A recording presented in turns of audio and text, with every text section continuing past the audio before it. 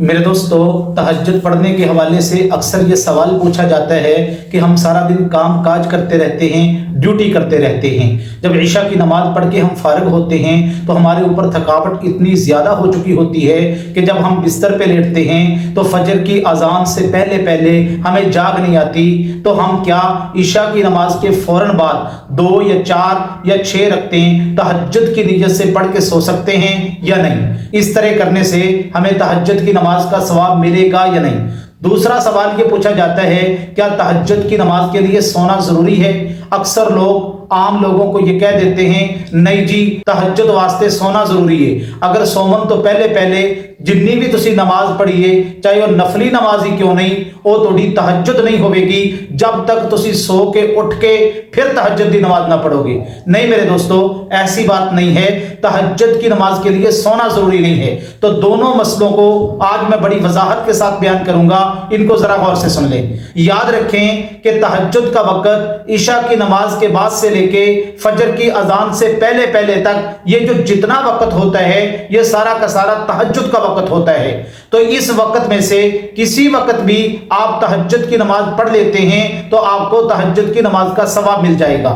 تو اگر آپ کو یہ اندیشہ ہے کہ عشاء کی نماز پڑھنے کے بعد میں سو گیا تو مجھے فجر کی اذان سے پہلے پہلے میری آنکھ نہیں کھلے گی، مجھے جاگ نہیں آئے گی، تو آپ عشاء کے فوراً بعد 2 رکعتیں، 4 رکعتیں، 6 رکعتیں تہجد کی نیت سے پڑھ کے سو جاتے ہیں تو آپ کو تہجد کی نماز کا ثواب مل جائے گا میرے دوستو۔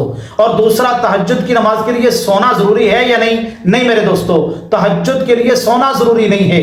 آپ چاہے عشاء کے فوراً بعد تہجد پڑھ لیں، چاہے آپ درمیانی رات میں تہجد کی نماز پڑھ لیں، چاہے آپ رات کے آخری پہر تہجد کی نماز پڑھ لیں، تمام وقتوں میں جو نماز نفلی آپ پڑھیں گے، تہجد کی نیت سے پڑھیں گے، اس کا ثواب آپ کو ملے گا۔ یاد رکھیں کہ رات کے آخری پہر میں تہجد کی نماز پڑھنا یہ افضل ہے، یہ رسول اللہ صلی اللہ علیہ وسلم کا سنت طریقہ ہے۔ اور آخری وقت کیونکہ برکت والا وقت ہوتا ہے، اللہ تبارک و تعالیٰ آسمان دنیا پہ آ کے آوازیں لگاتے ہیں، تو اس لیے علماء کرام نے لکھا ہے کہ آخری وقت میں تہجد کی نماز پڑھنا یہ زیادہ افضل ہے، یہ زیادہ بہتر ہے۔ اگر اللہ تبارک و تعالیٰ آپ کو توفیق دیں تو آپ آخری وقت میں اٹھ کے تہجد کی نماز پڑھ لیں۔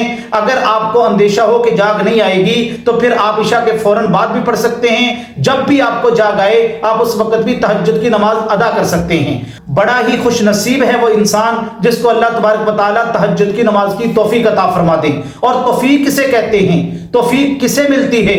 توفیق کا مطلب یہ ہوتا ہے کہ آپ نے اکثر دیکھا ہوگا کہ آپ ظہر کی نماز پڑھنے کے لیے یا جمعہ پڑھنے کے لیے جب مسجد میں آتے ہیں نا تو بہت سارے نوجوان جو صحت میں آپ سے اچھے ہوں گے، جو عقل میں آپ سے اچھے ہوں گے، جو لباس کے اعتبار سے آپ سے اچھے ہوں گے، جو شکل و صورت کے اعتبار سے آپ سے اچھے ہیں، لیکن وہ وہاں دکانوں پہ بیٹھے ہوں گے، ہوٹلوں پہ بیٹھے ہوں گے، گپے لگا رہے ہوں گے، لیکن آپ کو اللہ تبارک و تعالیٰ مسجد میں لا رہے ہیں۔ میرے دوستو، توفیق اسے کہتے ہیں کہ ایک نبینا آدمی جو اپنے پوتے یا پوتی کے سہارے پر اس کی انگلی پکڑ کر اللہ اس کو اپنے گھر میں آنے کی توفیق دے رہے ہیں۔ صحت مند نوجوان جو مسجد کے دروازے پہ بیٹھا گپے لگا رہا ہے لیکن اس کو اللہ تبارک و تعالیٰ مسجد میں آنے کی توفیق نہیں دے رہے، اس کو توفیق کہتے ہیں۔ وہ ایک غلام تھا نا، اپنے آقا کے ساتھ جا رہا تھا، تو جب نماز کا وقت ہوا تو اس نے اپنے آقا سے کہا کہ آقا یہ سامان ہے، آپ تھوڑی دیر کے لیے یہاں ٹھہریں، میں نماز ادا کر کے مسجد سے آ رہا ہوں۔ تو آقا نے اجازت دے دی، تو وہ غلام مسجد میں چلا گیا، اس نے نماز ادا کی، نوافل پڑھے، اللہ کی عبادت میں مشغول ہو گیا۔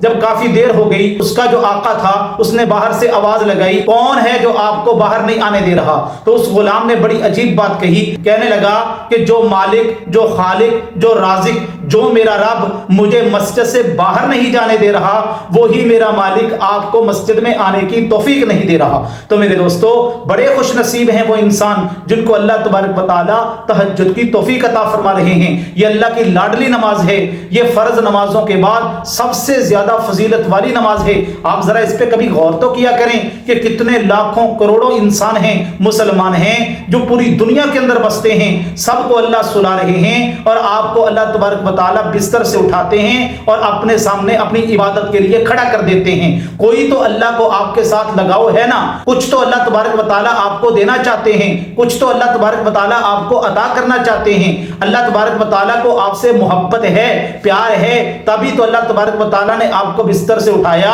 और अपने सामने खड़ा कर दिया। इसलिए हुजूर ने फरमाया कि तहज्जुद की नमाज पढ़ा करो, ये सालिहीन का तरीका है, मर्ज़ातुन लिर्रब, ये अल्लाह की रजा का सबब है। तो अल्लाह जिससे राजी होते हैं, जिससे मोहब्बत फरमाते हैं, उसे तहज्जुद की नमाज की तौफीक अता फरमा देते हैं। अल्लाह तबारक व तआला इन बातों पर अमल करने की तौफीक अता फरमाए।